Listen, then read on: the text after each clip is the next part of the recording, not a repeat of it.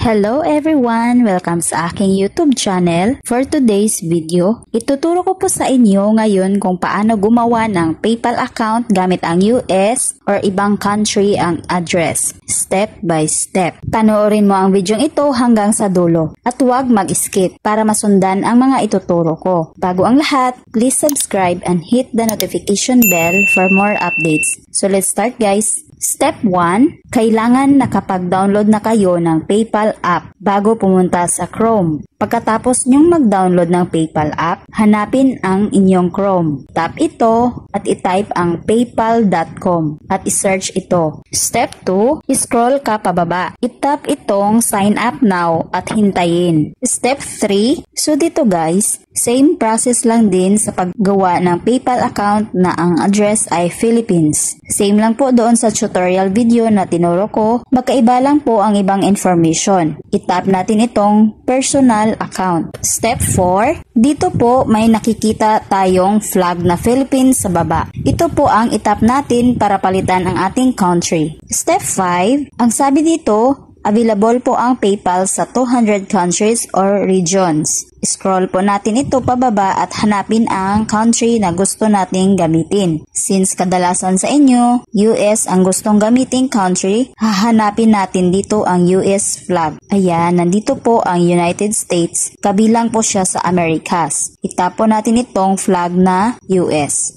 Step 6, so dito po may nakikita tayong sign up na nasa gilid. Itap po natin ito. Step 7, personal pa rin ang piliin natin dito. Tap natin ito. Step 8, dito sa sign up for PayPal, makikita natin na Philippine flag itong nasa taas. Itap natin ito at palitan. Hanapin po natin dito kung anong country ang ipapalit natin. Sa akin, US country. Scroll nyo lang po ito pababa. So nandito ang US. Itap lang ito. So ayan, makikita natin dito na US flag na ang nakalagay. Dito naman, ilagay lang natin ang active email account natin. Pagkatapos, next. Step 9, ilagay lang natin dito ang ating active phone number. So dapat ang active phone number na ilalagay dito, yung number na ginagamit sa US. Pagkatapos ilagay ang active phone number, itap itong next. Step 10, kapag mag-security challenge ito, itap lang itong maliit na box. Means, you are not a robot. Pagkatapos, kailangan nyong i-confirm ang iyong active phone number. Sinindan daw kayo ng code doon sa number na ginagamit nyo. Tingnan nyo ito at ilagay dito. Step 11, gagawa kayo ng password dito. Same process lang ito guys, doon sa tinuro ko. Basahin nyo dito sa baba kung paano gawin ang password. Example, pretty at 05. Pagkatapos, next ito. Step 12, ilagay nyo lang dito ang inyong pangalan, middle name at apelyido. Pagkatapos, next ito. Step 13, dito naman sa nationality, kung US na, okay na yan. Dito naman sa document type, pumili lang kayo ng ID na gagamitin nyo.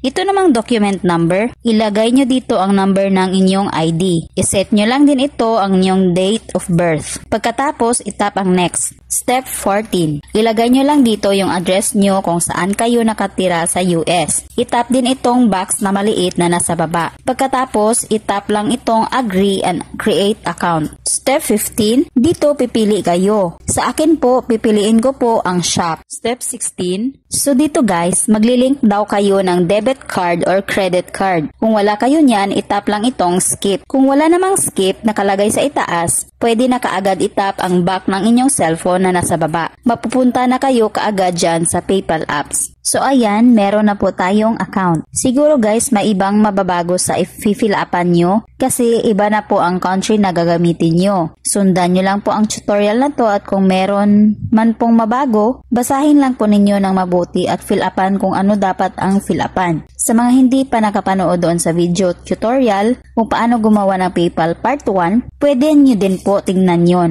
Dito na lang po tayo guys. Sana nakatulong po ako. Thank you for watching. God bless you everyone.